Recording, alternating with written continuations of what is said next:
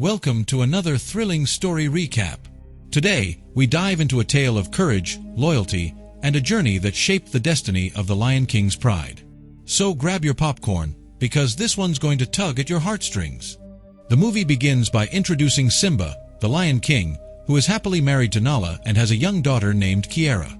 One day, while Nala goes out hunting, she loses her way and gets stranded. Unable to find her way back, she takes refuge in a cave, holding on to the hope that Simba will come to rescue her. True to her belief, Simba decides to embark on a journey to find her. Before leaving, Simba instructs Kiara to stay with the others and take care of herself, promising to return with her mother. Kiara, enjoying her time with the other animals, is visited by Rafiki, her wise grandfather.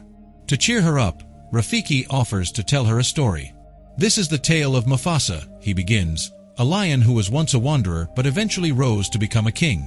As the story unfolds, we see young Mufasa living with his parents in a desolate land. Years of drought had left the area barren, and the animals were weak and struggling to survive. Curious about the world beyond, Mufasa asks his mother about the glowing mountains in the distance. She tells him about Nalili, a land of abundance where animals live in harmony, and dreams of going there one day. Amid their struggles, a miracle occurs. It begins to rain. The parched land comes alive as animals celebrate in sheer joy. But their happiness is short-lived. The rain intensifies, turning into a relentless downpour that triggers a devastating flood. Chaos ensues as animals are swept away, and young Mufasa is caught in the raging waters. His father, determined to save him, dives into the flood and manages to grab Mufasa. He throws him toward a stable rock where his mother is calling him, but Mufasa hesitates, frozen in fear. Suddenly, an elephant swept by the flood crashes into the rock, breaking it apart. Once again, Mufasa is carried away by the current. By sheer luck, he finds a floating branch and clings to it, saving himself from drowning. Eventually, he drifts to a small pond, where he encounters a young lion named Taka. Spotting Mufasa struggling, Taka warns him of approaching crocodiles. Terrified, Mufasa swims toward the shore, and Taka helps him climb out just in time. However, the danger isn't over. The crocodiles close in, but Taka's mother arrives just in time to scare them away, saving both cubs. Grateful yet weary, Taka asks his mother if they can take Mufasa home. She refuses, citing their group's strict rules against helping wanderers. Mufasa protests, explaining that he isn't a vagabond. His father is the king of their territory. But with their homeland submerged in a flood, he has nowhere else to go. "During the flood, I got separated from my mom and dad," Mufasa said with a heavy heart. Hearing his sorrowful story, Taka's mom couldn't help but feel emotional. She decided to take Mufasa back to their home, where Taka's father was waiting. However, upon seeing Mufasa, Taka's dad was furious.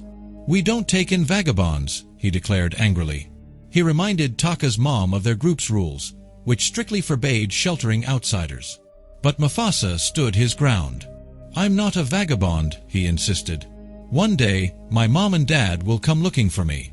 Besides, I'm not useless. I'm very talented. I can run so fast that I could beat anyone in a race, even Taka." Intrigued, Taka's father smirked. "All right then," he said. "If you're so confident, prove it. Defeat Taka in a race, and we'll consider letting you stay." The race began, and Taka quickly took the lead, his speed far greater than Mufasa's. As they raced, Mufasa stumbled and fell into the water, struggling to stay afloat. At the critical moment, Taka turned back and saved Mufasa from drowning. When the race resumed, Taka still held the advantage. He could have easily won, but deep down, he longed for a friend, a brother. Slowing down deliberately, he allowed Mufasa to win the race. Taka's father, however, was furious. "You lost on purpose," he scolded Taka. But Taka didn't care. He was overjoyed. For him, the loss meant gaining a true friend and a brother in Mufasa. Even so, Taka's father warned him sternly, "Be careful, Taka. The one you see as your brother could one day take everything that's yours." As time passed, Mufasa and Taka became inseparable. They played, hunted, and grew up together, forming a strong bond. Yet, one thing never changed. Taka's father continued to treat Mufasa as an outsider, a vagabond who didn't belong in their group. One day, while hunting with Taka's mom, Mufasa joined her in tracking deer. Unbeknownst to them, Taka was hiding nearby, observing. Before they could begin their hunt, a new threat emerged. White lions, larger and stronger than any they had encountered, appeared out of nowhere. Seeing the danger, Taka quickly hid, but his mother noticed his retreat. When the white lions began attacking the deer in their territory, Taka's mom stepped forward to confront them. A fierce battle ensued between her and the intruders. To protect his mother, Mufasa bravely faced the two fierce white lions. Despite being outnumbered, he fought valiantly, overpowering them with his strength and skill. In a decisive moment, Mufasa managed to kill one of the lions. Witnessing his companion's demise, the second white lion, shaken and weakened, retreated from the scene. Mufasa then returned to safety with his mother. Upon their arrival, Taka and his mother shared the entire ordeal with the Lion King. They expressed their gratitude, saying, "If it weren't for Mufasa, I wouldn't be alive today. He fought those powerful lions alone and saved my life." For the first time, the king acknowledged Mufasa's bravery. "You have done an extraordinary thing today," he said. "I am forever indebted to you for saving my wife's life." However, Mufasa, still wary, said, "I can feel it in the air. The lion we defeated will not let this go. His pride will come seeking revenge. We should send a messenger to gather information about their intentions." Following the king's orders, a messenger was dispatched to the white lion's territory.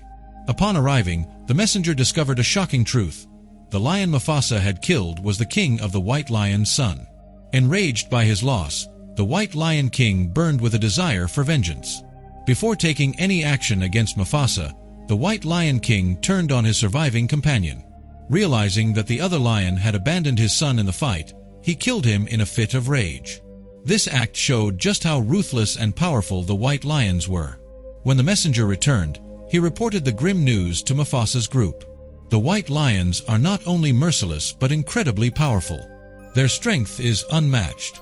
It takes two of our lions to equal the strength of one of theirs. And they are swift. It won't be long before they arrive here for revenge." Hearing this, the Lion King grew deeply concerned. He turned to Mufasa and said, "If you want to secure the future of our pride, you must leave this place. If we stay, we'll all be wiped out, and our legacy will be forgotten. We must find a way to survive." As dawn broke, Taka's mother gathered Taka and Mufasa. She pointed toward the horizon where a golden light shone between the mountains. "That place," she said, "is called Malil. It is said to be a land of peace and safety. If we are to survive, we must journey there." "You must go to that place and stay there," Taka's mother urged. "Remain hidden until the danger here subsides. When the time is right, you can return to reclaim your kingdom." With heavy hearts, Taka and Mufasa departed. Meanwhile, the white lions arrived at their territory. Their king confronted Taka's father with a menacing growl, demanding, "Who is responsible for killing my son?" Feigning ignorance, Taka's father replied as if he had no knowledge of the incident. This infuriated the white lion king, who became even more determined to seek vengeance. In their search, some white lions discovered that two lions had fled the area. They quickly deduced it was Taka and Mufasa and began their pursuit, their speed closing the distance rapidly. Realizing their enemies were fast approaching, Mufasa turned to Taka and said, "We should stand and fight. Running away isn't bravery." But Taka, knowing they were outnumbered, replied, "No, we must escape. Fighting now would be foolish." Before they could decide, the white lions surrounded them. One of the white lions stepped forward, his gaze cold and piercing. "Who killed our prince?" he demanded. Without hesitation, Mufasa stepped forward. "It was me. I killed him," he admitted boldly. But the white lions weren't convinced. They had caught Taka's scent and concluded that the prince's blood had been spilled by Taka, not Mufasa. Their attention shifted entirely to Taka, believing he was the true culprit. Mufasa tried to shield his friend. "Leave Taka alone. This is all my fault," he shouted, but the white lions weren't listening. They charged toward Taka. With no other option, Taka and Mufasa fled, running until they reached the edge of a cliff. Below them, a rushing river roared. Trapped, with the white lions closing in, Taka made a daring decision. Grabbing Mufasa, he leapt into the water. The current carried them far from danger, eventually depositing them in a quiet field. Exhausted but alive, The two lions crawled out of the water. Night fell, and hunger gnawed at their stomachs. As they searched for food, a scent from the jungle caught their attention. Thinking it might be another lion, they followed the smell cautiously. To their surprise, they encountered a lioness named Sarabi. Relieved to see them, Sarabi explained her plight. "The white lions have spread fear everywhere. They destroyed my entire pride, leaving me as the sole survivor." Accompanying Sarabi was a small, clever bird named Shaju. Sarabi revealed that Shaju acted as her spy, keeping watch and alerting her whenever danger was near.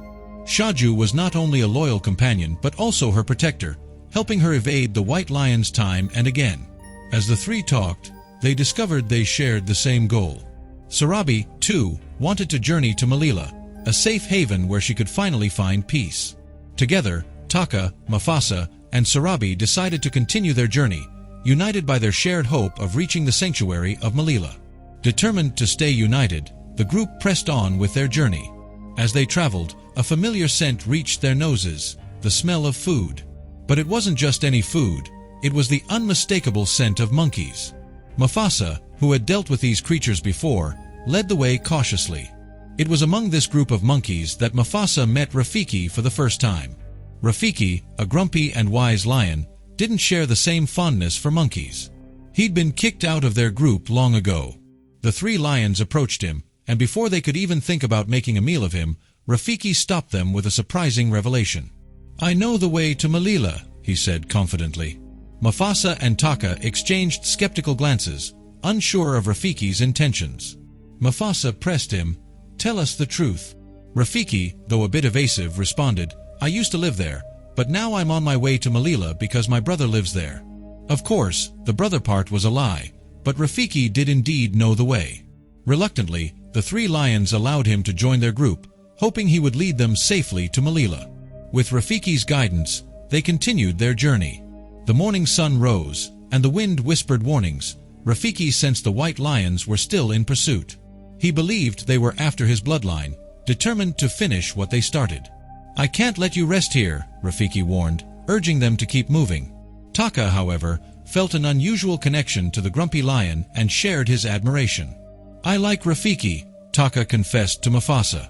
Smiling, Mufasa whispered some advice. "If you want to impress him, just mention something like the scent of rose petals. Trust me, he'll like that." Taka, a bit unsure but willing to try, followed Mufasa's advice. Sure enough, Rafiki seemed amused by Taka's words, and a bond began to form between them. But danger was never far behind. As they traveled, a herd of elephants blocked their path, and the white lions grew dangerously close. With the lions closing in on him, Rafiki leapt over them, narrowly escaping their grasp as he crossed a treacherous mountain. Yet the threat wasn't over. Rafiki had to do something drastic to throw the white lions off his trail. Spotting a tree, he quickly climbed to the top and tore the roof off a beehive, sending a swarm of angry bees down onto the elephants. The elephants, startled and in pain, charged off, causing a chaotic scene. In the midst of the confusion, the white lions were tangled up with the elephants, giving Rafiki a much-needed escape route. But Rafiki's luck ran out when he tried to make his way back to the tree. He tumbled into the herd of elephants, and just as the danger seemed to close in on him, Mufasa appeared and charged in to rescue him. The elephants, in their frantic rush to escape, caused the mountain's walls to begin crumbling. The ground shook beneath them as they ran, and the mountain itself seemed to be falling apart. The path ahead was blocked, leaving the white lions unable to approach. Though the white lions were caught in a precarious situation, the real danger was now Sarabi, who had collapsed, unconscious from the stress. Rafiki, always quick to act, rushed to Sarabi's side and massaged her neck to bring her back to consciousness. As Sarabi stirred, her first words were filled with gratitude. "Who saved my life?" Mufasa, ever the protector, lied without hesitation. "Taka saved you." His pride in his brother was evident, for Taka had proven to be brave and selfless in that moment. Mufasa, proud and full of admiration for his younger sibling, could see how Taka had become a shield for him, protecting him as a brother should. With Sarabi recovering, the group continued on their journey. The snow-capped mountains loomed ahead, signaling the final stretch of their path. After crossing the icy peaks, they reached their destination, Malila. However, a new problem arose. The white lions, still trailing behind, could no longer track them. Mufasa, ever resourceful, had an idea. He turned to Sarabi's bird companion, Shaju, and asked for help in clearing the snow from their footprints. The plan worked perfectly, and when the white lions arrived, they were unable to find any trace of the group. Sarabi, witnessing Mufasa's clever thinking, began to see him in a new light.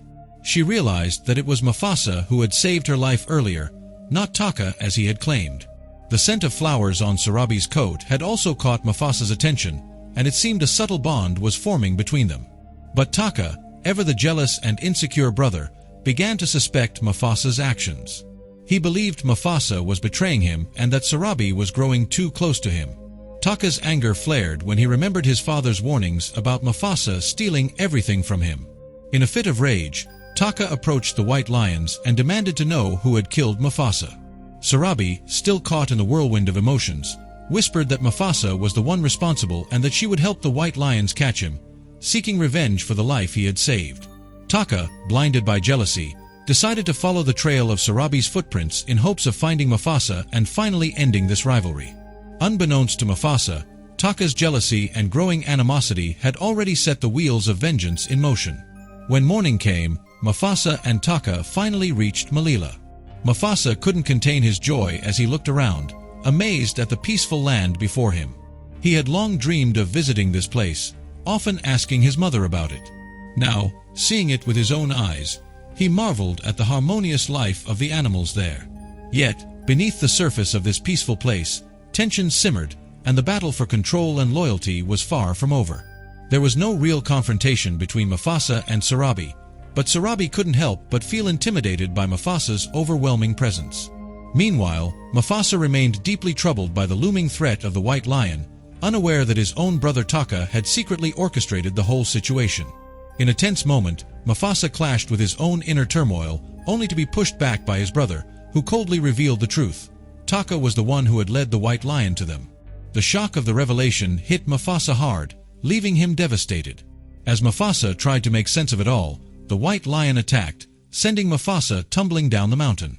Determined to survive, Mufasa climbed back up and rallied the animals around him. He told them that if they refused to help, they would have to face him as an enemy. His words ignited something within them, and together they found the strength to stand against the white lion. However, the battle took a brutal turn when Mufasa was once again thrown from the mountain, badly injured. The white lion, gleaming with victory, approached Mufasa, ready to finish him off. But just as the lion was about to strike, Taka, torn by guilt, intervened. He begged the white lion to spare Mufasa's life, though the lion's thirst for vengeance was too strong to heed the plea. The battle escalated, and during the fray, Taka was injured as well. Now, fighting side by side, Mufasa and Taka found their strength in each other. A powerful earthquake shook the mountain, breaking it apart as they continued their struggle against the white lion. As the chaos unfolded, Mufasa saw a massive rock hurtling toward them. In a desperate act, he pushed the white lion under the rock, crushing him instantly. With the white lion defeated, the remaining lions scattered in fear. Mufasa's bravery earned him the respect of the entire kingdom of Malila, and he was crowned the new king. The animals spoke his name with reverence, and his story spread far and wide. Among the crowd, Mufasa's mother appeared, unable to recognize him at first, but eventually realizing that this was her long-lost son. The reunion was filled with overwhelming emotion, but a bittersweet truth lingered. Mufasa's father had been killed. Taka, ridden with guilt, approached Mufasa to apologize. But the animals, still angry with him for bringing the white lion, shouted for him to be cast out. Mufasa, standing firm, silenced them, declaring that Taka would stay by his side. Taka, feeling the weight of his mistakes, quietly walked away to the mountains, vowing never to burden Mufasa again.